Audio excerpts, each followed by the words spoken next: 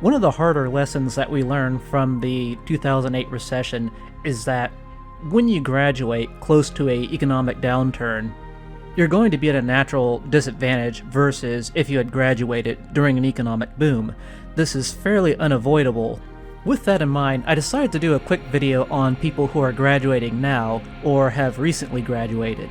If you're watching this video in the future beyond 2020, this may seem like unnecessary advice, but it's something to heed anyway, just to give yourself the best career outlook. We're currently seeing a lot of disruption in how students graduate and find work. This is ranging from medical students having their graduations accelerated in order to help the medical care industry, to standardized testing such as the Gaokao being delayed. But worst of all, we're seeing reduced hiring, and unfortunately as a new or recent graduate, one of the dilemmas you're going to face is you can't get a job without experience, and somehow you also can't get experience without a job. This condition is basically a catch-22, and rather than try and deal with it based purely on luck, there are a couple of techniques that you can do to better your odds of landing the job that you actually want.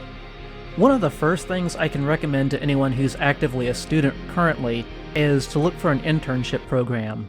An internship is a position where a company or an institution doesn't necessarily need anyone with direct job experience, they just need someone with relevant coursework and a passion for the field. As a course, an internship like this will typically last around 3 to 4 months, and that's going to take place at the company's own premises. In the United States, STEM students typically seek out their internships in their junior or senior year of college. These programs aren't mandatory, but I highly recommend starting your search as early as you can, especially with the global economy looking like it is now.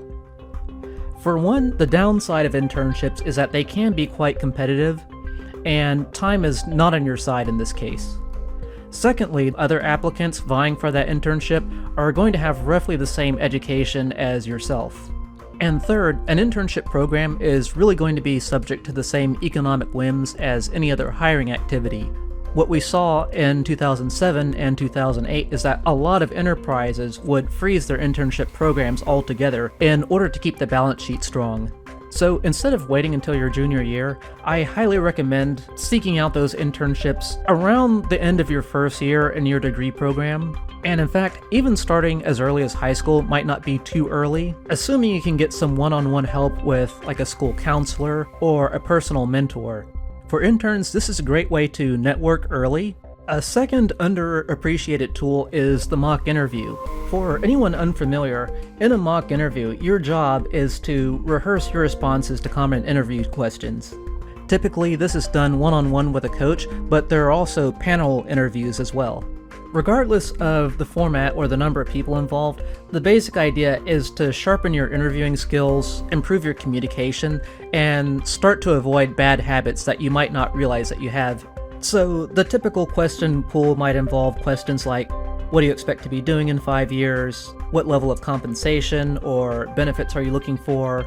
At the end of the session, the coach will critique your responses and give you a few insights on areas for improvement. Now, of course, being an interviewer is a subjective process, and there's no real set pass-fail criteria, so it helps if you go to several mock interviews and try out different coaches. After the 2008 financial crisis, several institutions started conducting their own mock interview programs, so this ranged from universities to career consultants, churches, professional societies. And like any other form of practice or study, we can at least surmise that the students who were doing this probably had better odds going into the interview versus students who hadn't. Right now, we're only scratching the surface of what the recession and the global recovery is going to look like, but this is one area where it does pay to be proactive and not really wait until after things have slowed down.